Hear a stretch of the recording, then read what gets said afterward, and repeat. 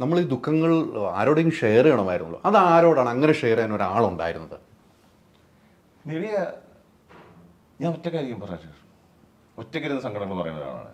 കാരണം നമ്മുടെ വീട്ടുകാരോടോ അല്ലെങ്കിൽ വൈഫിനോടോ അല്ലെങ്കിൽ കുട്ടികളോടോ അല്ലെങ്കിൽ ഫ്രണ്ട്സിനോട്, നല്ല ഫ്രണ്ട്സ്, ഇവരോട് നമ്മൾ എത്രത്തോളം പറയാം, മറ്റുള്ളവരെ വിഷമിപ്പിക്കാനും നമുക്ക് പറ്റത്തില്ലല്ലോ.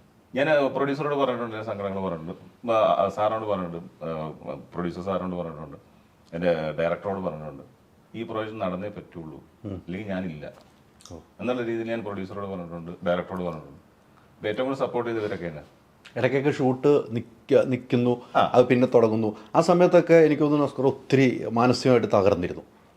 ഇടയ്ക്ക് നിൽക്കുന്നു, ഇടയ്ക്ക് ഡ്രോപ്പായി പോകുന്നു, അതിൻ്റെ സിനിമയല്ലേ. പക്ഷേ അതൊക്കെ മാറി.